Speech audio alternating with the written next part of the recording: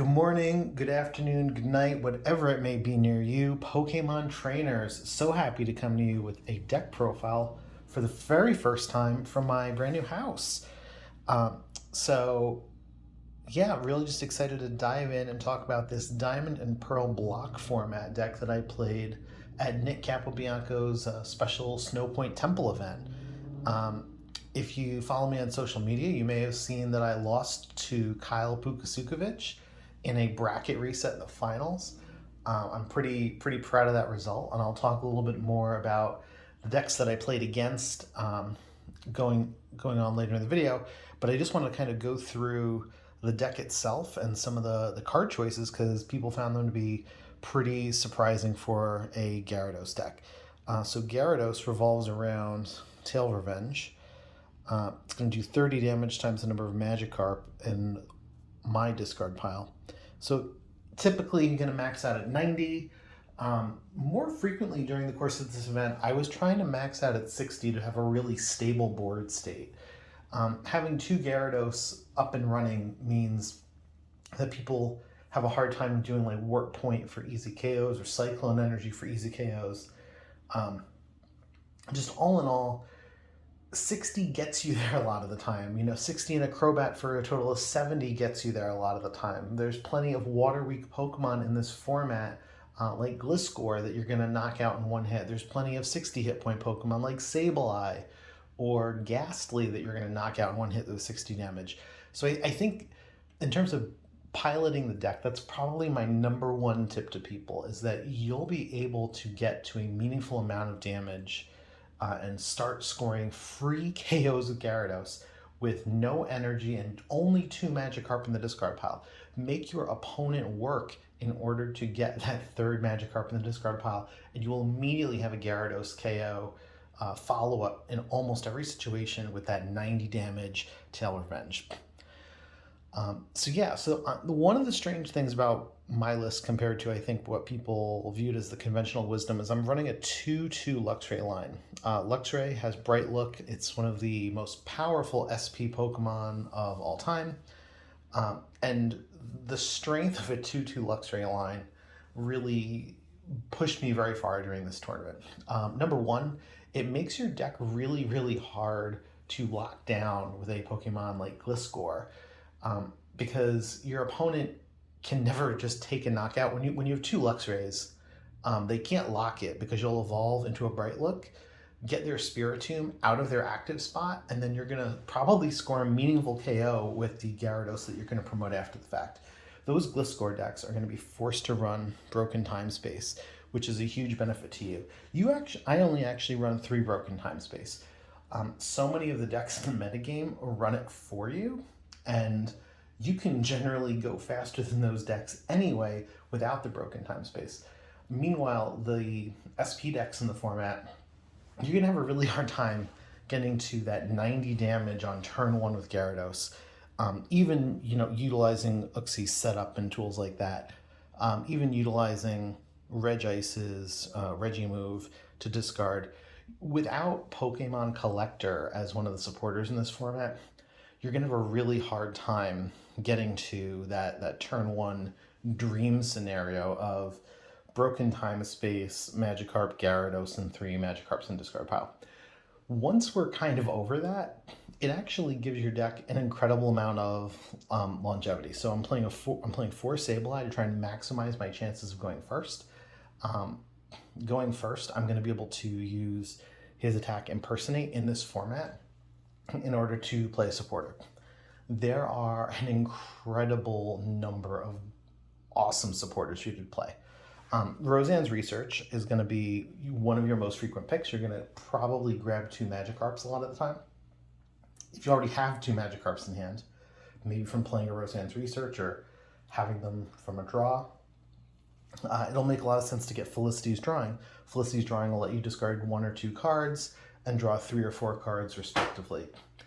If you don't have a follow-up, being able to play Cyrus's Conspiracy, grab a Lightning, grab an SP Radar, and then a Roseanne's Research, that's going to almost be like setting yourself up for better than a Pokemon Collector next turn.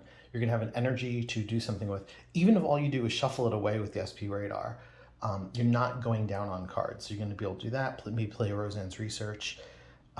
There's just so many aggressive plays, even in that situation, where you're going to be able to go set up a nice board state for yourself and then follow up, perhaps even with a second version of Impersonate. Not many decks in the format are going to score a turn 1 KO on Sableye. It's true that you could be running a single Dark Energy, and the Cyrus and the Roseannes get that much stronger, that you're going to be able to grab that Dark and maybe get a KO on Spiritomb with Overconfident, that you can put them to 50, and then if they use Darkness Grace a second time, they're going to get KO'd, or you can try and time the KO yourself with one of your 2 copies of Crobat G. I didn't find that to be compelling. The one card chain, I guess the 2 card changes I was kind of questioning coming out of this event. Number 1 was Warp Point. I think I would make my 1 Warp Point into the 3rd Warp Energy. I think it's really, really good in combination with Poké Turn, that you can reuse it alongside your Luxray or alongside your Crobat G. On the flip side, you can use it when they have Spiritomb up and active, and Spiritomb stopping you from playing trainer cards, disabling your ability to get out of those paralysis locks, can just really be devastating in a lot of situations. So getting out of there is really great. I also would reconsider playing a 3rd Pokemon Rescue, and would consider playing in its place. I don't like the randomness of coin flips. One of the ways you're going to see that reflected in this deck is that I'm not playing Super Scoop Up. Super Scoop Up is an incredibly strong card. There's really just no denying that. But even though Super Scoop Up is fantastic with Luxray and Gyarados and Uxie, and even for taking Regice off the board in some situations so you can't be stuck with him active, Super Scoop Up is still a coin flip. And overall, this format is filled with so many potent cards that always do something. It was just tough for me to justify running a card that might turn into nothing. I know on the flip side, you can sometimes kind of burn it early to get a card out of your hand for a better setup with Uxie, that you're going to flip tails and, oh well, didn't do anything anyway. Maybe you score an extra 10 with Crobat or something as the 4.5 Poké Turn for Crobat. It's just not doing it for me. One of the other card choices I wanted to mention in particular was Unown Q. Unown Q is incredibly strong alongside Sableye and alongside Uxie Lv X. Being able to so when your opponent scores, sorry, it's just back even further. If you're unfamiliar with the Lv X mechanic, I'm surprised you've made it this far into the video about the Diamond Pearl block format, but here you are. You need to have the level X Pokemon as you are active when you want to level them up. So you can't just have Uxie sitting safely on the bench, you have to promote it to be active. One of the great things is you can promote your Uxie, level it up to Uxie Lv X, use trade-off to select one of the top 2 cards of your deck and put the other one on the bottom, which is just a phenomenal and back-breaking mid to late game effect. And then Unown Q will allow you to retreat for free. Once you've retreated for free, you've got just such fantastic options with this deck. You can promote Luxray and level up Luxray and use Bright Look and get to choose a new active Pokemon for your opponent. And then you've already retreated, so you won't be able to do that again, but you'll be able to use Poké Turn or Warp Energy, or you wouldn't use Warp Point, another great reason to take it out of the deck. But you've got some pretty strong options for what to do then, before we even get to the point of promoting a Gyarados and getting a KO. One of the things that's going to sound strange to say is that the mindset of playing Gyarados is very similar to playing the mindset of the Empoleon spread deck, in that as you are scoring your knockouts, as you're choosing what to do on each turn, you're really trying to think about your roadmap of what knockouts are going to let you win the game. Maybe that's not so true in the first or second knockout, but once you're drawing your third or fourth prize, you should be thinking about not just scoring the knockout that's in front of you, but scoring the knockout that may go away. What I mean by that is knocking out an opponent's Uxie that could use Psychic Restore and go to the bottom of their deck, knocking out your opponent's Pokemon SP, knocking out your opponent's Pokemon with low hit points that would otherwise evolve. I played against a Garchomp level X deck, and being able to knock out their Gibbles and Gabites and only having to deal with a single Garchomp during the course of the game was just instrumental. And part of that was definitely bad luck on their part, but part of it was capitalizing on that to the greatest extent that I could. And yes, that game was a blowout, and it could have been close. But yeah, let me, going down that path, let me talk a little bit about the different decks that I played against.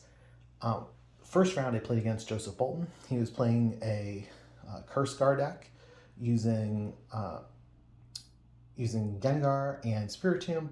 One of the key ideas of the deck is to utilize Fainting Spell against an aggressive deck like Gyarados, where you can use Poltergeist for potentially a one-hit knockout based on how many trainers I have in my hand, or using Fainting Spell, where when I knock out Gengar with damage, you can win the coin flip and get a return KO. That is a pretty favorable matchup for him, I would say, in most situations. The exception here being, number one, that I can use Regice to bench the Spiritombs. Number two, I will be able to use Regice to actually bench Ghastlies if I really wanted to. And the reason I might want to do that is when your opponent has a bench that is, let's say, a Haunter and a Baltoy, if you're able to send the Ghastly to the bench, they have a pretty bad decision in front of them. You're going to either be able to use Tail Revenge, probably, to knock out their Baltoy, and they're going to have a hard time drawing cards for the remainder of the game, or you're going to get to score a KO on that Haunter, which is similar difficulty to Ghastly. There's only a 20 HP difference. However, the quality of that knockout on the Haunter is so much stronger because they're going to need a rare candy or another Haunter in order to transform that Gengar into transform that Ghastly into the Gengar they want it to become. One of the other things, I mentioned Regice, you can actually use Regimove to discard 2 cards from your hand, and if your opponent's Pokemon is an evolved Pokemon, nothing happens. That is an enormously strong way to get cards out of your hand to dip under Poltergeist. Sometimes they'll still swing into you randomly and do 30 or 60 damage. Other times they'll select to do Gengar's other attack and place 3 or 6 damage counters on one of your bench Pokemon that has a Poké Power. Still very strong. You're not running any Unown G. There's no good way to combat that in the deck. But you can just usually outrace them. I played a Gengar deck later in the tournament. I think it was actually the second round. And by the time he was able to flip for Fainting Spell, because I had been able to use Luxray and get around the Gengar so much and knock out his weaker bench Pokemon like Spiritomb and Baltoy and Claydol, if he had won the flip, it would not have mattered. He would have had 4 prizes remaining upon winning the flip, and the game still would have been over. I also got a chance to play against some Gardevoir decks. Gardevoir is probably a really underrated pick for this event. For this format. One of the reasons it is so underrated is because it doesn't have access to all of the best energy cards that the 2008 World Championship Psychic Lock deck had access to. By that I mean Scramble Energy from Dragon Frontiers and Double Rainbow Energy, which was legal for, a really long time as part of the Ruby Sapphire block of sets. But yeah, without those, Guardy's still an incredibly strong deck. But for the most part, you're going to have to load up 2 or 3 energies onto that Gardevoir, and it just doesn't have the same speed. Gardevoir without that speed of Psychic Lock, especially when I can score easy KOs on Ralts and Kirlia, turn 1 and turn 2, in some cases back to back, it's really, really hard to make any kind of recovery. Even if they are able to build a Gallade to get a one-shot onto my Gyarados, that means that they've built a Pokemon who is not going to be using Psychic Lock on me, and that's awesome. Most of the time, they just need to access way too many cards way too fast in order to have a chance to keep up. One of the things that isn't great when playing against that deck is that you have a variety of supporters, like Roseanne's Research and Cyrus, that make their game plan much easier for them to carry out. So even if they're able to build a Gardevoir and start using Telepass before they get a chance to Psychic Lock, you could be in trouble. It's really nice for that matchup that you have Uxie Lv X. It's an enormous threat to them. Your ability to Zenblade for an enormous amount of damage is just, I've used backbreaking already. It's game breaking here. That your one prize, effectively stage 1 Pokemon, is just such a huge threat to their stage 2 that they've had to invest more energy cards into. And they almost are disincentivized from ever leveling up because you're going to be able to hit them with Zenblade and just do 120 damage, and Crobat has them, basically requires that they use Psychic Lock until they're ready for Gardevoir to get KO'd. So the deck that I struggled against during this event was playing against Puka's Dialga. So the reason that Dialga is such a tough matchup is because even doing 90 damage, I'm basically stuck two-shotting his Dialga. It's not just true because he is going to be playing 4 Power Spray to stop my Crobats. It is also true because I can't really get chip damage by using something like Psychic Restore, because Dialga's resistant to Psychic, and he's playing Special Metal Energies, which are going to prevent me from attacking for the full 90. So since I've got to two-shot him anyway, it's frequently safer to just do that 60 damage and threaten the KO on the Dialga GL X. If I'm able to get a KO on his 1 copy of Dialga GL X early in the game, it is unlikely that he's able to make a comeback, because his deck being a little bit slower really needs to maintain energy cards in play once they hit the table. My deck, on the other hand, I barely play any energy cards during the course of the game. A lot of the times I'm playing energy cards to get them out of my hand in case I get hit with Looker's Investigation. I'm playing energy cards so I don't have to play Energy Gain onto my Luxray if I want to use Bright Looker Trash Bolt. Trash Bolt is also a really great attack. I think it's easy for people to overlook Luxray's 70 damage attack on the basic, but it's really just incredibly strong. You can have a Lightning, a Call, an Energy Gain, and then discard energy from your hand for 70 damage. That's 100 to someone else's Gyarados. It's going to knock out an Uxie. It's going to knock out an Azelf. There are just times when it's good. One of the things that Luxray Lv X is really threatened by is, of course, Toxicroak G. If you're scoring a KO with Luxray, you're probably not afraid of an SP Dex Toxicroak. And even if you were, you're going to be able to return the KO for 90 with a 130 hit point Pokemon so frequently. It's just not something I'm that concerned about.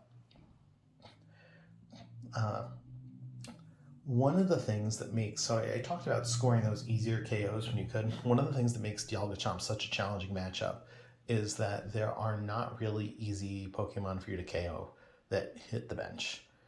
The easiest among them might actually be Garchomp C with 80 hit points and no relevant weakness for this deck.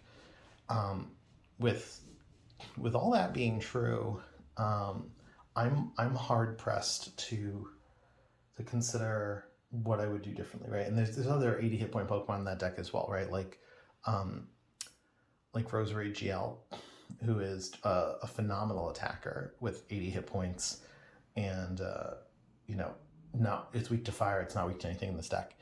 So yeah, that's if you want, if you're interested in playing this deck, my tip to you would be make sure you get practicing against a variety of other decks, especially the Dialga deck I mentioned. If you want to scare an opponent out of KOing you, consider using Cyrus for Cynthia's Feelings. When you're getting a chance to shuffle a Lightning Energy into the deck with BB Search or SP Radar, make sure that you do so. When you get a chance to discard the second Luxury Ball, make sure you do so. Yeah, and don't be afraid to time walk just to make sure you're drawing the best prize cards you can in every situation.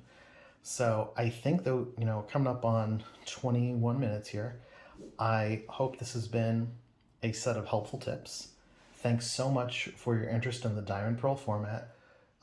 Do all the helpful YouTube things, like, comment, subscribe. Let me know in the comments if you've got any questions about this deck and the list. The list is going to be in the video description. And yeah, thanks so much for stopping by and watching the video. I hope you have a great day, weekend, month, and year. Take care, trainers.